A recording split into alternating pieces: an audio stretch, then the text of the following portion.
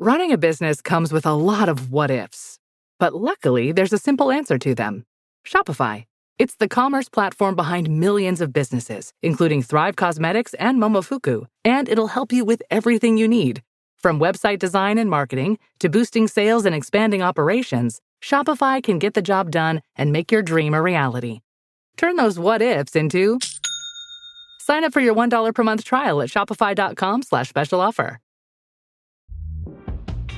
Your gut affects everything, even your mood. So Ollie created 2 brand new products to take care of your insides. Ollie Big 10 Probiotic has 10 strains of probiotics, their most ever, to support a healthy gut microbiome, immune system, and stress response. And Ollie Super Good Superfoods delivers 15 superfoods in tasty gummy form. Find them at ollie.com and exclusively at Walmart. Ollie! These statements have not been evaluated by the Food and Drug Administration. This product is not intended to diagnose, treat, cure, or prevent any disease. This is Let the Record Show. Now, here are your hosts, Judge Richard Weinberg and Suffolk County Republican Committee Chairman Jesse Garcia. Welcome back to Let the Record Show with Chairman Jesse Garcia of the Republican Party. Jesse is the county chair of the Suffolk Party, as well as the vice chair of the New York State Party. With us is our esteemed friend, co-host, Eric Levine, noted commentator, essayist, and attorney. And I am Judge Richard Weinberg. We're delighted you're back with us today. Now, we're going to have a couple of guests in the show today. One is General Amir Avivi of Israel, a distinguished military leader, foreign policy, national security expert, well-renowned author. We'll have him on the show in a little while. Also, Jane Menton will be rejoining us, and she's the leader of the group called New Yorkers for Affordable Energy, which is going to deal with the energy crisis that we're going to have because of the extreme left-wing climate extremists who will make us have both unaffordable and unworkable energy in the city of New York and throughout the entire state. So those will be our guests. I want to begin today with my opening remarks and then turn it over to Eric and Jesse for a little bit before we have General Avivi. As anyone who listens to the show after the last number of years will tell you, I always said the choice between Trump and the Democrats was a binary choice. That was a far better choice to be president. It was particularly true after Democrats nominated Harris and Walz, two of the worst candidates ever and two of the least qualified people ever to assume national leadership positions. And God help us if either of those two people took major office, totally over their heads, and had very bad public policies. The Democratic Party, my party, has gone extreme radical left. Nobody believes you're a Democrat, just so you know. Nobody believes it. And last night's Cass and Cosby, John Castillo introduced me as a Democrat. And I said, well, it's tough being a Democrat, and I have my doubts every day. It gets tougher every day. But yes, I am still a Democrat. Being a Democrat. It is, Jesse and Eric, it is tough being a Democrat. But this is what I want to say about Mr. Trump. I believe, and we're going close to his first 100 days in office, which historically, because of Franklin Delano Roosevelt, is supposed to be a great marker in a presidential record. I think Trump did a lot of good stuff. He protected our border. He started to deport the illegal migrants, the violent ones, the gangbangers, the people bringing in the fentanyl. He went after wokeism and DEI culture. He fought against anti-Semitism and racism. He was restoring the economy in a very big way. People had confidence. There was a sense that America was back. That's the good news. In the last number of weeks, I'm very troubled the direction we're going in. I think this tariff war that he got involved in was unnecessary. If he had problems on balance of trade, and economists will argue whether that's a real problem or not a real problem, that's over my head. But he should have done that quietly and nicely behind closed doors, not declared war against the whole world, and certainly not declare war against our allies who we need in a fight against the axis of terror, which is Iran and Russia and China and North Korea and Venezuela. We need to get our heads straight about who our friends are, who our enemies are, and you can't fight the whole world. And multi-front wars are never a good thing. Two other points. I think we're making a terrible mistake, a dangerous mistake, the way we're being played by Iran. I think well, we'll talk to General Amir. Right. But my thoughts are, we're being played. They're wasting time. They're running out the clock. God forbid we wake up with a nuclear weaponized Iran. The whole world change. These are different than other adversaries we've had. These are true believers. They're a death cult. When they say death to Israel and death to America, they're saying death to Western civilization. I don't like the way they're handling this. I don't like Wyckoff handling this. This should be handled by somebody really smart who gets it, like Rubio, Secretary of State, and Walz, National Security Advisor.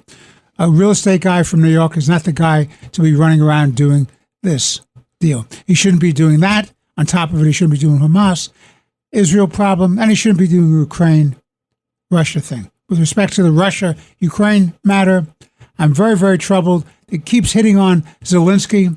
Zelensky cannot ratify the legitimacy of the armed theft by Russia of Crimea. If he did that, he'd be violating the state laws, the sovereign laws of the Ukraine, as well as the Constitution, and would be dooming himself politically, and would have a total breakdown of his country.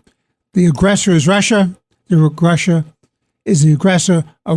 Ukraine is a victim, which leads me to my final point in this opening about what's going on and what really troubles me in this White House. Seems to me you have factions going on in this White House. They have to get their act together. You can't have people who are neo-isolationists or anti-interventionists on one wing pushing Trump, and then having smart people actually understand national security and foreign policy, like Rubio and Walz, being marginalized. That's on foreign policy, national security, military affairs. On the Treasury side, Besson seems to be a decent guy and a smart guy, but why he can't get Trump in control and stop this tariff stuff is destroying the stock market, it's destroying the confidence of the American people in the economy, and it's undermining his political base. Those are my thoughts. Eric. Well, one of the topics you left out was Donald Trump's war on social justice and diversity, equity, and inclusion. I said that. Then I said DEI. DEI. Maybe I dozed. You're getting old. I dozed for a moment. I know. I said a lot. It's a lot to unravel. There you go. But I do want to zero in on that for a second, because there's something going on locally that I just find so rich. Massapequa is a town out in Nassau County, and for I don't know 100 years or so, the high school mascot of Massapequa High School has been the Chiefs. And apparently, it was the last year or the year before, the New York Board of Regents passed a rule that said that no high school in New York State is allowed to have a Native American as a logo, or Native American reference as a logo, as a symbol for their school, or you'll lose state funding. So time is running out on Massapequa High School, and the New York State Board of Regents has declared that if they don't drop the name Chiefs by the end of the year, Massapequa High School will be at risk of losing all state funding. This is remarkable. So they asked, the high school did, there were a number of Native American families who have had children that have gone through the Massapequa High School school system, asked Native Americans out on Long Island, because Long Island, of course, was home to the Iroquois Indians, as we all learned when I grew up on Long Island. And they all asked these Native Americans what their view was. And they said, we will be insulted if you stop using the name Chiefs. It's an honor to have the name Chiefs used. And then when this was pointed out to the New York Board of Regents, they still decided that no, you're not allowed to use the name of Native Americans in your logo. And if you continue to do it, you're going to lose your state funding. This is what happens when virtue signaling, politically correct gas bags run our educational system. This is what social justice is all about. Oppressed and oppressor. They know best, these people in the Board of Regents, they know best as to who's oppressed and needs protection. Obviously, these Native Americans need to be protected. Against themselves. Not even against themselves, against the white privilege that they had, and maybe even against themselves. Yeah, because if they want the name, aren't you protecting them against themselves? Right, of course. Well, let's take it to its natural progression. Massapequa, of course, is a Native American word. It means great waterland. So obviously, the town of Massapequa itself is culturally misappropriating Native American words. So to follow this to its logical conclusion, New York State should defund the town of Massapequa unless and until it changes its name. Until what? I don't know. But this clearly is a First Amendment issue. The state is going to punish a group of people, the school system, for using language, for taking a political, it's not even a political position. It's just making a statement. And they're going to be punished for their statement. That, and no one's being hurt. They haven't violated any laws. And that is a First Amendment violation. Now let's compare that to the reaction on Harvard and the Trump administration on Harvard or Columbia and hopefully soon Yale, based on what happened there the other day. The Trump administration has made clear to Columbia and Harvard that they've got to do more about stopping anti-Semitism. And they need to stop it now. And Harvard's reaction is, we're doing our best. We need to do better. We understand. But it's taken years. And just as a little fun fact, as a percentage of the student population, there are fewer Jews at Harvard today than there were in 1929. So that was the previous height of anti-Semitism. There you go. Ivy League. Right. But as a percentage of the student body, there are fewer Jews today than in 1929. Now, the statements of the Harvard president is, you can't tell us what to say, what to do, who to accept, what to teach. You're right. You're a private institution. You can do whatever you want, but not with federal funding, not with my tax dollars. But when the Trump administration says they're going to cut off funding for Harvard harboring, encouraging, or at a minimum tolerating anti-Semitism, dead silence from the progressive left. In fact, they jump on the garbage First Amendment issue. That is not a First Amendment issue because no one is punishing the speech. If these morons, if these anti-Semitic jerks want to talk about genocide and want to talk about ending the state of Israel or exterminating Jews, they're free to do it. God bless you. But you have to follow the same rules that everybody else does. Now, somebody made the point, the Nazis can speak in Skokie, but people who oppose Israel can't speak. Well, there's one very major difference. The people at Harvard are breaking the Harvard rules of the students, of the rules that Harvard has set up, and Harvard is not enforcing its own rules. And violating federal civil rights laws. And violating federal civil rights laws by intimidating and threatening and harming Jewish students and literally preventing them from going to class, or if they're in class, from having the classes proceed. Those are civil rights violations. Had they followed the rules, like the Nazis, when they wanted to march in Skokie. The American Nazi Party. The American Nazi Party. The difference was they went to Skokie and got a permit to march. And the town, because of the First Amendment, was required to give them that permit. And they were permitted to march. Now, nobody showed up, and they were humiliated and embarrassed, as they should be. But they followed the rules, and that's why they were allowed to march. Compare Harvard to Massapequa. It's rich. Really boils down to, and the point it really makes, is that for progressives, there's always room for anti-Semitism because Jews are whites, and whites are oppressors. And anybody that they oppress, the minority, can, by any means necessary, can defend themselves. And because Jews can't be both a victim and an oppressor. So since they're oppressors, they can't be defended. And of course, Israel is Jewish, so it must be white, so it must be an oppressor. I mean, don't tell anybody the fact that Israel is a majority-minority country. Most Israelis are from Africa and the surrounding Arab states. That's the majority of the country. But this is what happens when you apply social justice and DEI. It makes the point how inherently racist and anti-Semitic it is. What's going on in Massapequa is outrageous. It's just fundamentally stupid. Leave Massapequa High School alone. If the New York State Board of Regents, start focusing your attention on Columbia.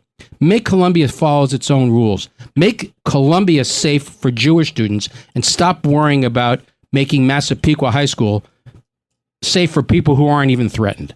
Jesse, we're trying to get in touch with General Avivi. I want to get your thoughts since you're the Long Island expert on the show. There are few Indian names Native American names out on Long Island, like the whole place. Isn't that correct? The whole place is. The whole place. The whole place is one giant cultural appropriation. That's right. I mean, so what do you... Exactly. So, Jesse, what do you do? I mean, I completely agree with what Eric said about Massapequa and the Chiefs. Number one, the name, the moniker Chiefs and the mascot is a symbol of tradition of local pride there. It's like for decades, hundreds of years they've done this. Just 2 days ago, as I think Eric added when he was speaking about it, the tribal activists in the communities were standing up for Massapequa, saying, keep its mascot in place. This is not only the definition of it's okay, the Democrats and the progressives saying it's okay to have anti-Semitism, but it's also hypocrisy amongst the Democrats, the progressives, and also their cohorts, whether they be in the mainstream media or in the corporate boardrooms and such, that are expounding this DEI. Because, as you pointed out, maybe our state regents department should focus more on getting the reading scores, the arithmetic scores, and really putting the monies and the emphasis into our educating our students instead of indoctrinating our students as they have been for decades. If there is one good thing that came out of COVID, it is that parents and regular Americans saw what was going on in their classrooms. The curtain was pulled back through online education during that time. They saw the abomination and the indoctrination of our students that was going on by an education system driven by state bureaucrats and by union leaders in the education system that care nothing about school boards. They care nothing about parents. They care nothing about students. They only care about is their progressive agenda that America is bad, anti-Semitism has a place in our world, and that we should make everyone conform to the lowest common denominator. There is American exceptionalism. There is pride in our country and patriotism. There is a country that we live in that is rich in history, and like every rich country and history and traditions, it has its faults. We should teach those faults so we can learn never to come back and repeat those faults again and those failings. But it's absolutely right. This is hypocrisy at its worst. It is a demonstration of when social justice has gone wrong, and it basically puts its thumb on the scale when it comes to what is okay, what's anti-Semitism, what's okay, what can be protested, and who can be protested about. The Jewish students in any of our campuses should not be in fear of their lives. They should not feel unsafe, and they should be able to go about the business in which they're paying for, the education they're paying for, without obstruction. These colleges are failing our college students. They are failing our Jewish students, because after the Jewish students, who's next? These progressives and these people who allow and call anti-Semitism the First Amendment right, they won't stop with one community. They will just continue to the next group. And that's why we need to stop it now, right here in its tracks. And it's very simple. I think we discussed this last week. You don't want the federal government involved in the practices of your college? Don't take our money. Don't take the hard work earned taxpayer dollars that we provide you here. And the same can be said for the people here in the state of New York.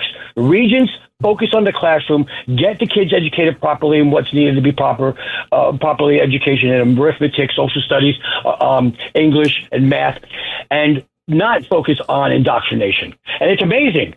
It's bad when Donald Trump threatens to withhold federal funds for the state of New York, Kathy Hochul, and the Democrats that control Albany, and all around the state. It's okay to hold back Massapequa's money. And just for the record, I grew up in Patchogue, which, in its Native American language translates... Yeah, another Native American name. Exactly. I thought the whole island, Nassau and Suffolk, is full of names.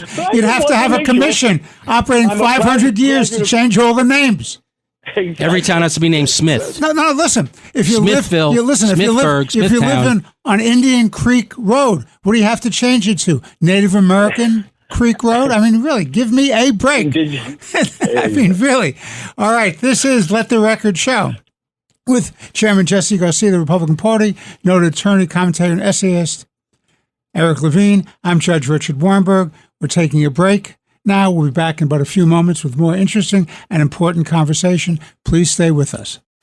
This is Let the Record Show.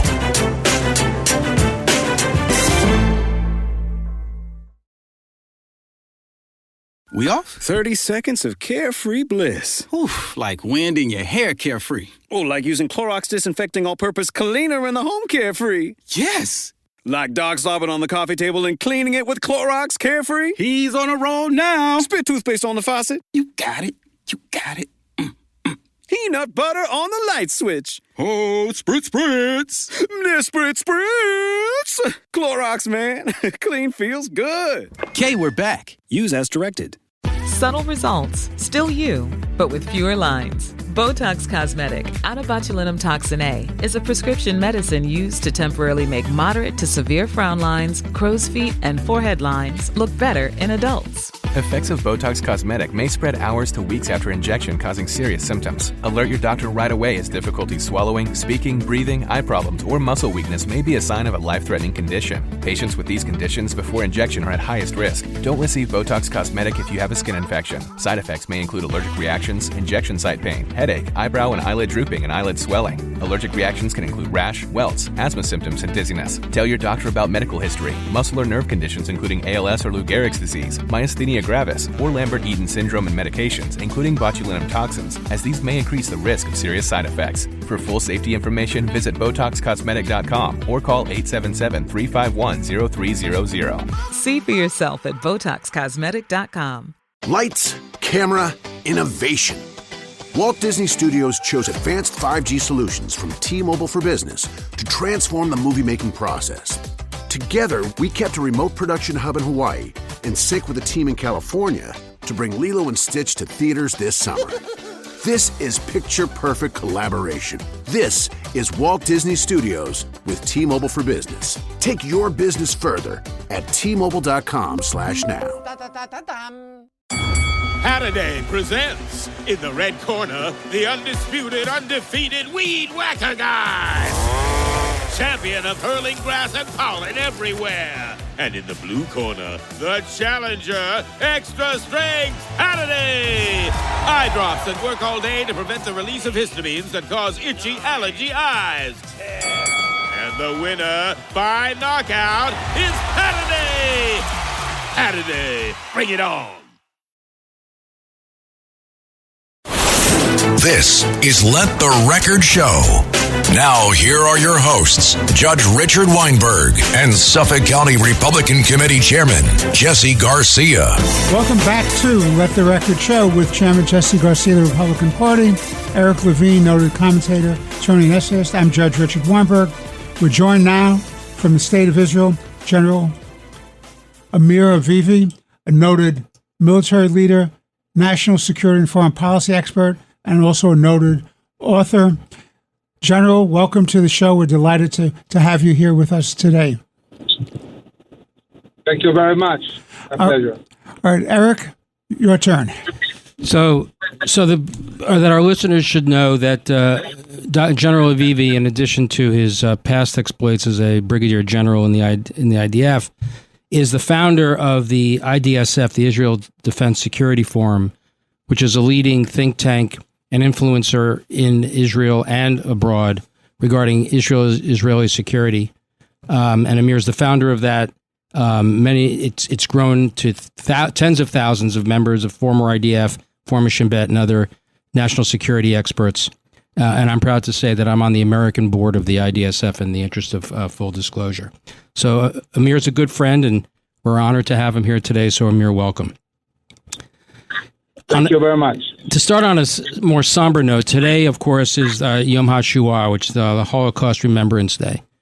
So in the United States, there are lots of speeches, there's a lot of recognition, a lot of sadness, but Israel has a unique way of remembering the Holocaust on the Yom HaShoah. Can you just share with our listeners what happens at a given moment that all Israelis do? Yeah, so in Israel, basically it's 24 hours that start in the evening. It started yesterday with a ceremony, a commemoration led by the Prime Minister, the President, all the ministers, and many distinguished guests.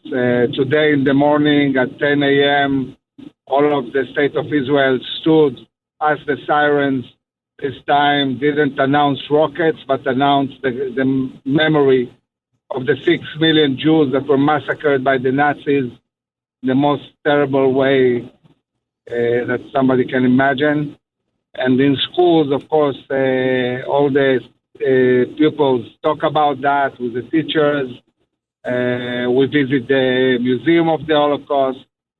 In Israel, we really live the day of the commemorance of the 6 million Jews of the Holocaust. And I think that the Jews overall have a unique way of really remembering things in the past. The Holocaust didn't happen long ago, but we also celebrated Passover not long ago. We're talking about an event that happened more than 3,500 years ago. So definitely a lot of commemoration days. So one thing one thought I have is the Holocaust, while it happened 80 years ago, is as relevant then as it is today, as we learned on October 7th. Of course, the difference was 80 years ago, there was no Israel, which made the Holocaust possible. On October 7th, there is an Israel, and Israel's fighting back for the survival of the Jewish people.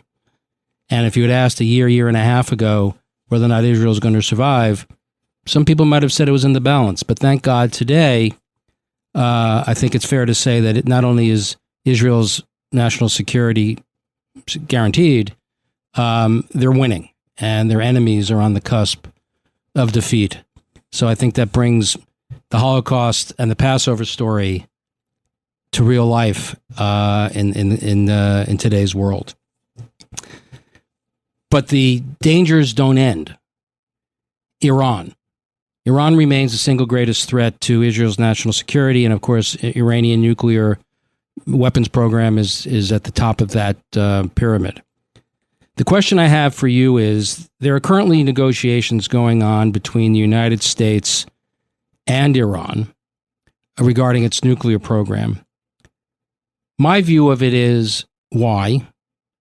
Because the Iranians will never give up their nuclear weapons, and if they do, if they're willing to do that, they're going to want to have a civilian nuclear program, but they can't have that because they always use that as blackmail to ratchet up their enrichment to get more.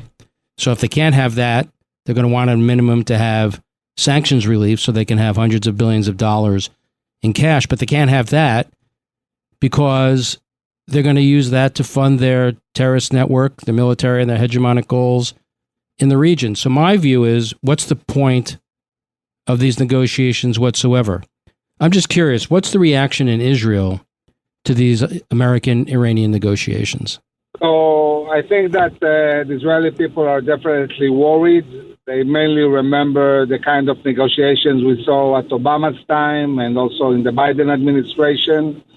I can tell you, Eric, that we researched the last few weeks the media in Iran, and the Iranians are really feeling that they're having the upper hand, and that they managed to push away a possible military attack, and that they might be able to reach an agreement that will be favorable for them.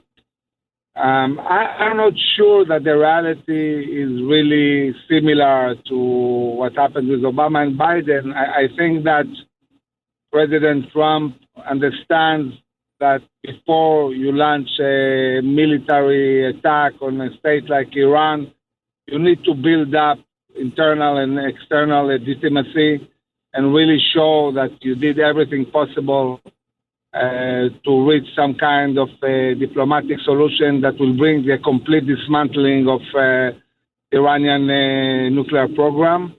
But this needs to be very confined in time and very clear, and the demands needs to be clear. We cannot have Iran starting to talk it out for months and months. It's clear that they are moving fast towards nuclear capabilities. And the way I see it, I think that an attack on Iran is imminent, and we need an American-Israeli joint attack to really destroy the nuclear sites of Iran and their military capabilities. They are the head of the snake, and we need to bring down this Shia axis. So during Obama's administration and John Kerry's negotiation, Israel was frozen out. It had no role. They were told from time to time what was going on, but their input was not asked for and was not given. I'm just curious, are the Israelis, to your knowledge, part of these negotiations? Are they having input into the American-Iranian negotiations? I think that the level of coordination between the government of Israel and the administration is very, very close. We know that this week President Trump tweeted that he spoke at length with Netanyahu on the phone on the Iranian issue and also on other issues.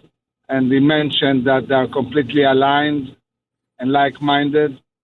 We know that when the talks were held in Europe, both Dermer and the head of the Mossad were in town and coordinated with Witkoff. So I don't think this is a similar reality to what was at the time of Obama and Kerry.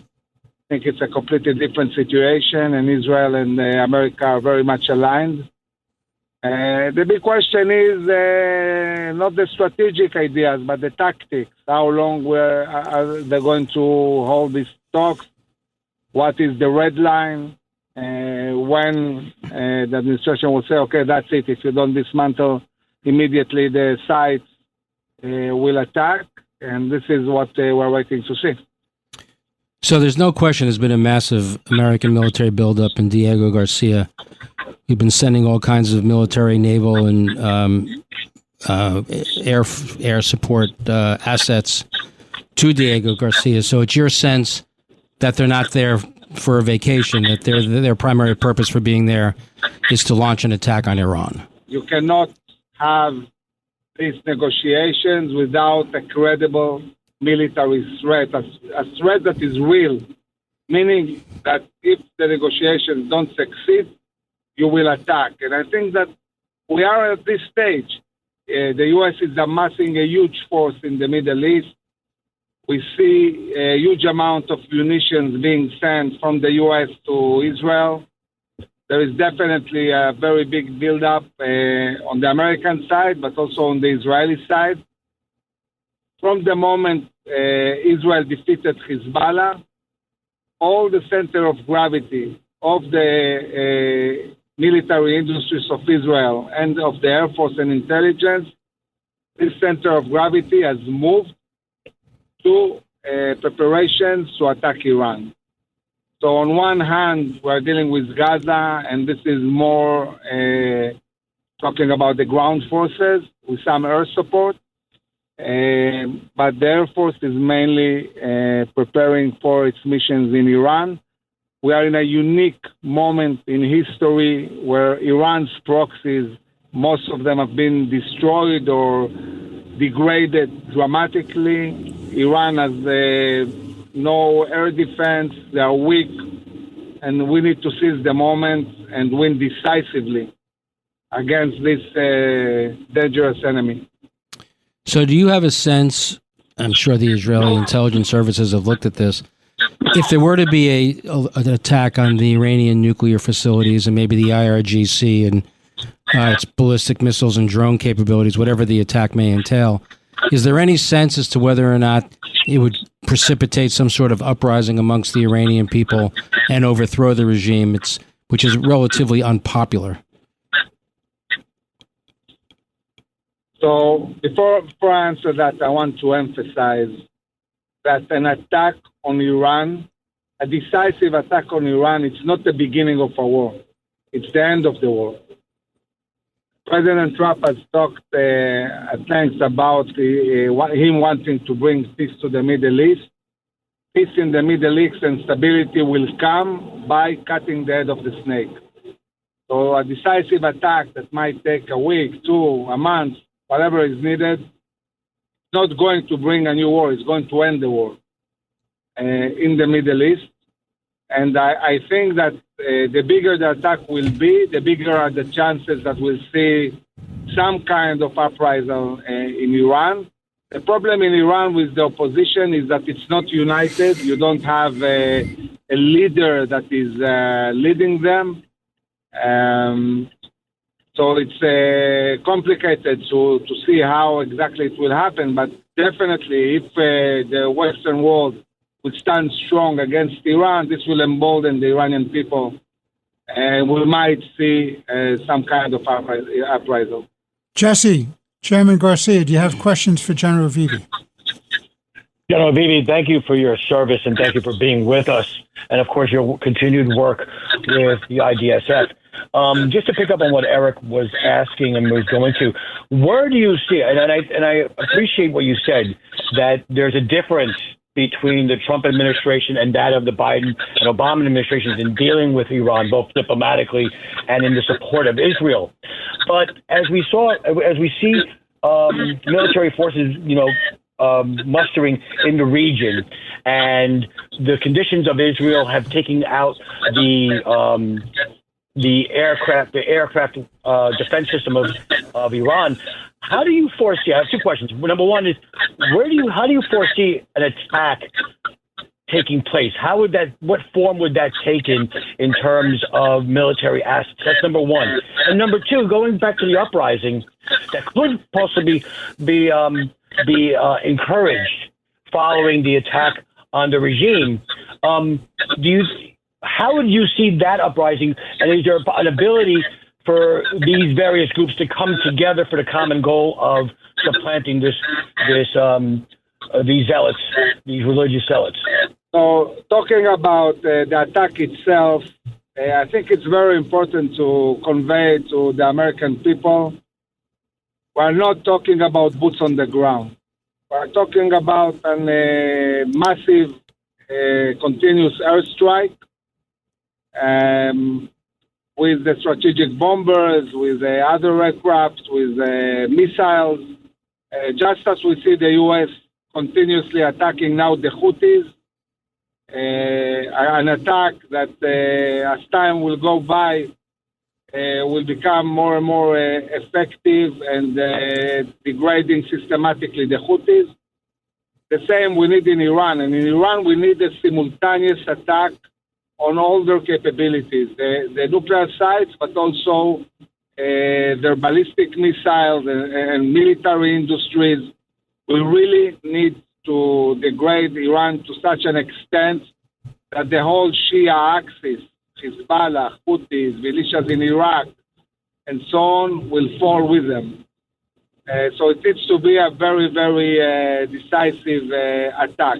I think that if you don't attack the leadership the way Israel did with Hezbollah, it will be harder to see an uprising. If you don't deal with their internal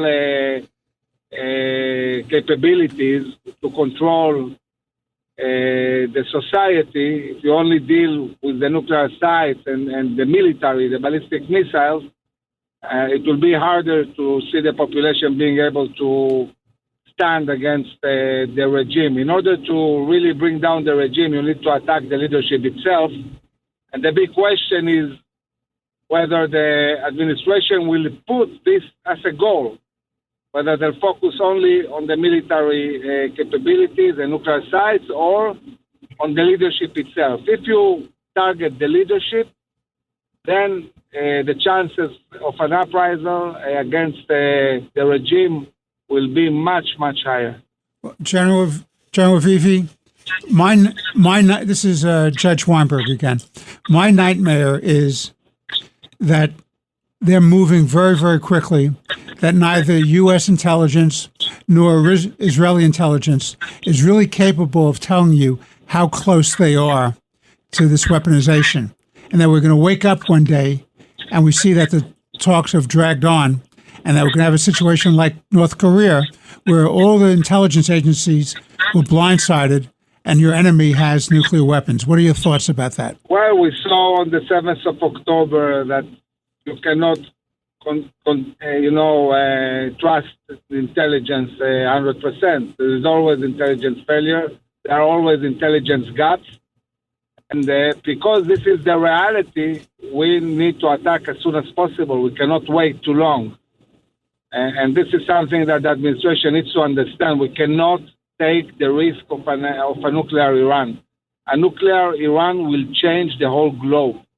We live in a completely different reality, and all of us will be in grave danger.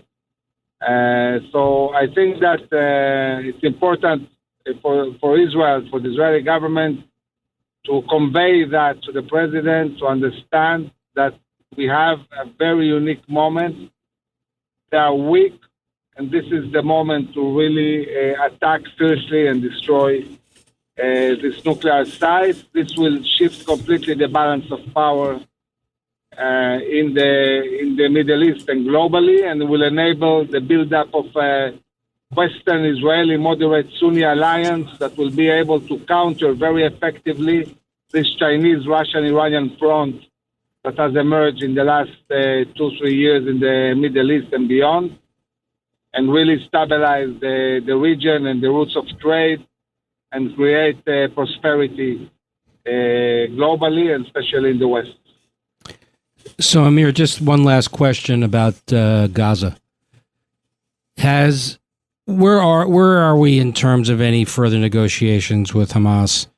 I mean, my view is that we need to stop talking about hostage exchanges and ceasefires, and we just need to start talking about Israeli victory, and everything else will follow. So where are we? Where is Israel in its efforts in Gaza right now? So Israel has clear plans to conquer Gaza and destroy Hamas. And what's happening now is similar to what's happening with the administration. The administration is talking with the Iranians in order to build internal and external legitimacy for a military attack. And the same happens in Israel. The Israeli government feels responsible to... We seem to have lost the connection to Israel. We've lost the connection to Israel. This is Let the Record Show with Chairman Jesse Garcia, the Republican Party, Eric Levine, attorney, commentator, and essayist. I'm Judge Richard Weinberg. We'll be back in a few moments with Jane Menton, the head of New Yorkers for Affordable Energy. And with our apologies to General Avivi, we deeply appreciate him being on the show today for his wisdom and his insight. And we're sorry we lost him, but that's what happens when you have a show that commutes across the whole world. Taking a break now. Please stay with us for the next segment of Let the Record Show. This is Let the Record Show.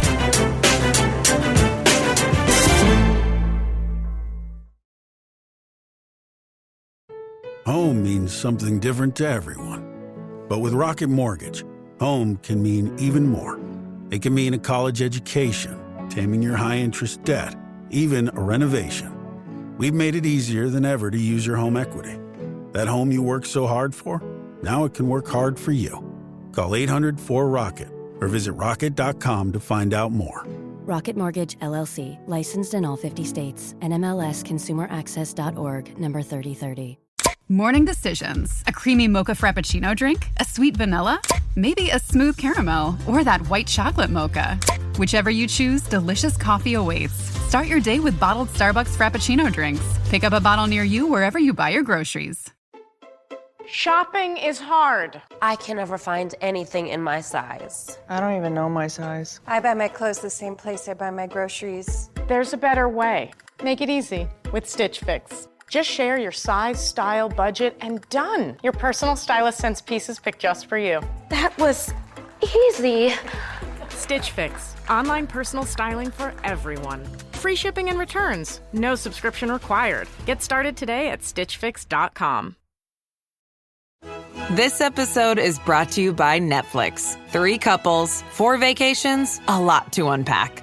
Watch The Four Seasons, a new series starring comedy favorites Tina Fey, Steve Carell, Will Forte, Coleman Domingo, and more in a hilarious and heartfelt love letter to long-term relationships. Based on the original Alan Alda film. Watch The Four Seasons, streaming now only on Netflix.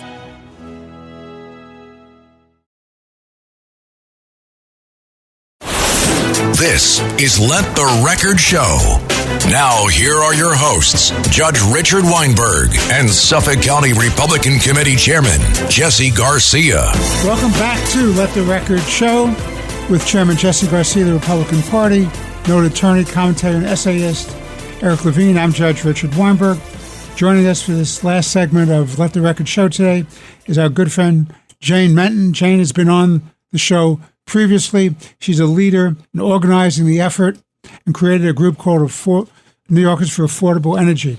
My introduction is this, as simple as this. We're about to have an enormous energy crisis in the state of New York. It's a self-inflicted wound. It's created by the New York State Legislature, who's created these legislative mandates, these climate control mandates, which are unaffordable and unworkable. It will lead to a breakdown of energy. The cost will be skyrocketing. People will not have heat in the winter, air conditioning in the summer. Our ability to run sophisticated technology will break down because the grid will not be there. The cost of doing this will be enormous, and you're going to have people fleeing both the city and state of New York. Two different laws in place. There are a number up in Albany. So there's the Albany piece, and I'm also concerned about the local law 97, which will require the retrofitting of all buildings by a very limited time frame into all electric buildings, and all construction has to be limited. They don't have the manpower to do this. They don't have the resource to do that, the skill set to do that. The numbers are crazy. And leading the fight is my good friend, Jane Menton, an absolute brilliant advocate who's organizing all across the state to fight against this disaster in the making. Jane, welcome back to Let the Record Show. It's all yours. Thank you so much. That was a really, really great introduction. You really covered all of the issues here. So a major thing that's happened since the Trump administration came into office is let me set the stage a little bit. In 2019, New York State passed the CLCPA, the Climate Leadership and Community Protection Act. And that is meant to oversee the transition of New York State's electric grid to renewable energy sources. Right now, most of our energy, especially the energy for New York City, comes from fossil fuels. I'm talking 85 to 90% of our energy comes from fossil fuel sources. And the CLCPA mandated that we will get 70% of our energy from renewable sources by 2030. This was passed in 2019, and the Biden administration during 2020 to 2024 and the Inflation Reduction Act was putting a lot of federal subsidies and resources towards renewable energy projects. Now, enter the Trump administration. All of those subsidies are going away. This is particularly disastrous for New York, undergoing this grid transition right now, because in 2019, when they said they had a plan, they were going to be able to build a renewable grid. A major part of that plan was being able to build offshore wind energy. That's when they announced their 2023 scoping plan. Here is the roadmap for how we're going to get from where we are today to 70% renewable energy. That much of it was based on wind power, offshore wind power. Setting aside that, wind is an intermittent energy source, so unlikely that would even be effective, work the way they said it would. Now, in this moment now, Trump has said, no more federal subsidies for renewable energy projects. I'm pulling all of that funding. And furthermore, offshore wind is federally licensed, and I am revoking the permits that have been issued for offshore wind projects. And New York is now in they have no alternative path for how they were going to get to 70% renewable sources. And at this moment today, they have no plan at all for getting from where we are right now to that goal. Meanwhile, as you alluded to, Local Law 97 says we're going to mandate that all buildings in New York City convert to electric heat, electric hot water, electric stoves, not gas stoves, electric stoves. And that is going to dramatically increase electricity demand for the city, radically.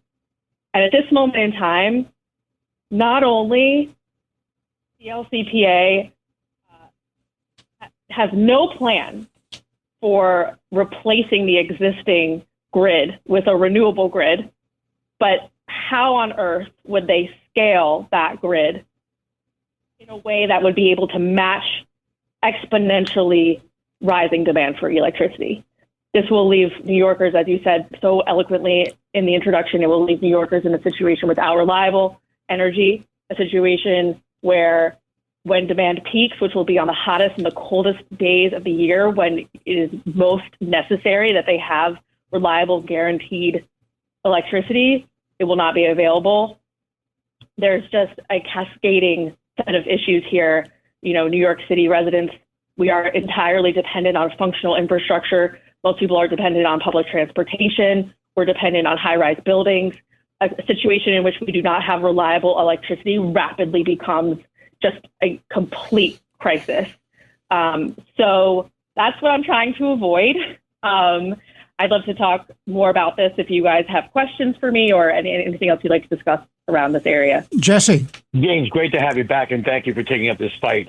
I know you've touched upon it a little bit, but first of all, I think part of the problem here is the Democrats and the progressives think that intermittent energy sources and these renewables can be our load-based energy platforms, which cannot be. That's why I think President Trump has been pushing it a lot in terms of negotiations for the Constitution pipeline. But I think that you mentioned it, and you talked about air conditioning, you talked about heat in the winter and stuff, but maybe bring it down to like where our listeners could understand in their real life, in real day, real time, day-to-day activities. What does this mean for them with these, failed progressive policies coming into fruition without alternatives, without a load-based alternative like fossil fuels and such? It is truly a crisis. So I was here when Hurricane Sandy caused a blackout situation in downtown Manhattan, and it was multiple days. At that time, I was living with my parents, and they had gas, heat, gas, hot water. So we had no electricity, but we were still warm. It was November. We still had water. If we had converted our building to an entirely single source electric infrastructure, and the power had gone out, we would have had nothing. We would not have been able to cook anything. We could cook because we had gas. We would not have had heat. We wouldn't have had water. Most high-rise buildings in New York are dependent on electric water pumps. We're putting people in an incredibly precarious situation. If you live in a high-rise building with an elevator, with electric stoves, with electric heat, any blackout crisis. Imagine your elderly neighbor who has a walker. How are you evacuating that person from the 16th floor? How are we going to, and it would be millions of people across the whole city if we had blackouts like this. What about hospitals? What about hospitals? What about grocery stores? Are we just going to have food rotting in grocery stores? It's truly like we are as a city. I don't know of another place that is as entirely reliant on functional infrastructure as New York City. The way that we live, the dense population, the high-rise buildings, our public transit, our grocery stores, everything it has to function properly. And this would be a breakdown of every single one of those systems. And yet, Jane, the problem is when you try to talk to the members of the city council and you try to talk to members of the state legislature, they have almost this religious zealotry about climate change. Well, that's what it is. These are articles of faith. And faith doesn't require necessarily reality. You just believe it. It is these are religious zealots. I mean, is it going to take the destruction and the loss of life of thousands or maybe tens of thousands or even hundreds of thousands of people for them to wake up to see that their dreams of this wonderful universe of fossil fuel energy is unrealizable and it send us back to a dark age? Is that what it's going to take to bring the political leadership, the left-wing zealots, the climate advocates to their senses about what they're doing to us? Even then, they might not care. Jesse, what do you think? I really, really hope not. Jesse, from a political point of view, what is there any possibility to get these people to start thinking correctly and rationally? It's unfortunate, but it's going to take a crisis that hits these politicians at home in their bases that's going to cause them to have a change. Now, what I and understanding, Jane, I want to thank you because I think that you and the hundreds and thousands of others are working on a grassroots campaign to actually educate the electorate and educate the residents of New York City and abroad about the terrors that are coming down with these policies, especially with 197. Yes. So my hope is that we can persuade politicians in addition to this energy crisis that is coming, we have an affordability crisis that is coming first, I would say. That affordability crisis is coming in the form of these renovations and retrofits that would need to take place in order for people to turn their infrastructure into electric infrastructure. But it's also coming in radically increasing energy prices as to build renewable energy, that cost is coming home. That is not something that they thought they would have federal funding maybe to help them do it. But we're talking about building an entire secondary grid here. And to do that, there's a huge building investment that needs to occur. And Con Ed is already requesting, in order to do that work, they're requesting 13% increases this year. It's going to be 13% next year. In a couple of years, we're going to see 40 to 50% over what we're paying today in rising energy costs. And that is where I think politicians are going to be hearing all the time from their constituents that this is not affordable. It's going to be the communities in the outer boroughs. It's going to be the communities in Queens and the Bronx, which are the communities that I'm really working with to educate on this issue right now, that this is going to be energy poverty for those people. They're going to be the ones who can't use the electricity when they need it because it's just too expensive. Well, what that means in a real sense is that people, once again, in the city and the state of New York and the suburbs will be voting with their feet. If it's unaffordable and you can't afford to live here, you leave. And that's the problem. We've lost 400,000 important taxpayers from the state of New York in the last number of years. People are fleeing out of New York. It's another incentive to leave. So you're going to lose your tax base. When it becomes unaffordable, you're going to have commercial buildings that can't be rented. You're going to have buildings that are abandoned by their landlords. You're going to have co-ops and condos where people who can't afford to make a go of it, the cost will be astronomical. This is totally unworkable in terms of the feasibility of having an infrastructure in place, sources of energy in place, and affordability. This is a trifecta of a disaster. And thanks to your leadership, Jane, and people who are working with your coalition, this New Yorkers for Affordable Energy, maybe we can get some leadership out of the people at the city council and whoever the new mayor is and the state legislators and the governor to turn this around. Now, Jane, if people want to support you either by time, money, or effort or communication, how do they get to you, Jane? Right now, the best way to get to me is by my email, which is just janementon@outlook.com. Honestly, you can email me directly. I'm in the process of setting up a website, but it's, these things, all good things take time, as they say. All right. And do you have a place where they can make contributions financially? Have you set that up yet? I have a GoFundMe, but we could work something out if they emailed me. Okay, fine. So the answer is, please repeat your address so people can reach out to you, because this is a statewide issue and it has to be dealt with in a statewide. And I know Chairman Garcia is one of the leaders of the Republican Party of New York. Would love to work with you. Isn't that right, Jesse? Absolutely. Oh, well, thank you. Okay, so my email is Jane, Jane. My last name is Menton, Menton, @outlook.com. Jane, I want to thank you once again for being on the show.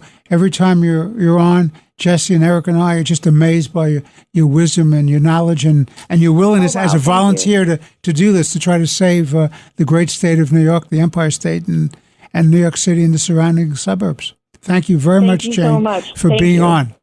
This has been. Appreciate you guys. Thank you. This has been Let the Record Show with Chairman Jesse Garcia of the Republican Party, noted commentator, attorney, and essayist Eric Levine. I'm Judge Richard Weinberg. We've cut across a lot of topics today. We believe they're all important.